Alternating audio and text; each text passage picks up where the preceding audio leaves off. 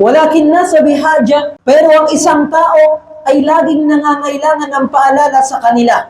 Lianna al-insan mahallul khata' wan nisyan. Dahil nga yung tao, natural sa kanya ang nagkakaroon ng kamalian at kasalanan, pero ang pinakamainam sa isang tao, yung matapos gumawa ng kamalian ay kanyang itinatama ang kamalian na to, ay bumabalik siya kay Allah subhanahu wa ta'ala.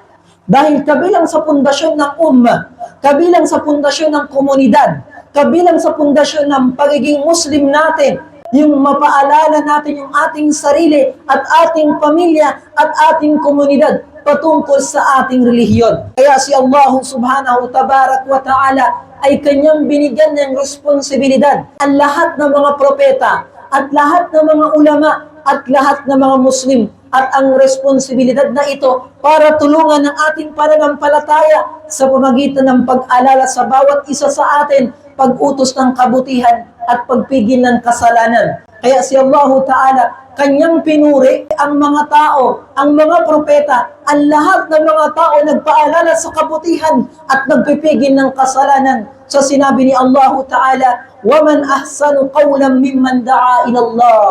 Meron pa bang mainam na isang tao na kung saan siya ay nagdadawa patungo kay Allah, nagpapaalala patungo kay Allah, kanyang pinapaalalahanan ng kanyang pamilya, ang kanyang komunidad, ang mga tao na dapat lahat tayo ay babalik kay Allah Ta'ala, gumawa ng kabutihan at magpigil ng kasalanan. At dahil ito ay responsibilidad ng bawat isa sa atin para hindi lumaganap ang pinsala at kasalanan sa ibabaw ng kalupaan. Bagkus inakyat ni Allah Ta'ala ang mga tao, ang umma ni Propeta Muhammad sallallahu alaihi wasallam, pinuri tayo ni Allah Ta'ala sa pagitan ng dalawang bagay na katangian na meron sa atin. Ano yung katangian na yun na pinuri tayo ni Allah Ta'ala? Sabi ni Allah Ta'ala, kuntum khayra ummatin ukhrijat linnas ta'muruna bil ma'ruf wa tanhauna 'anil munkar. Kayo na sabi ni Allah Ta'ala ang pinakamainam na tao.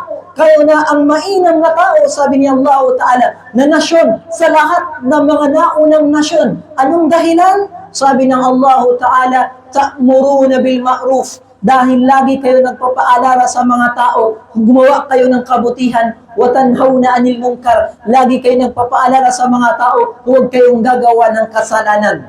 Ito ang pundasyon ng umma na to. Ito yung pundasyon ng ating komunidad na lagi tayo nagdadawa sa kabutihan, lagi tayo nagpapaalala sa mga tao.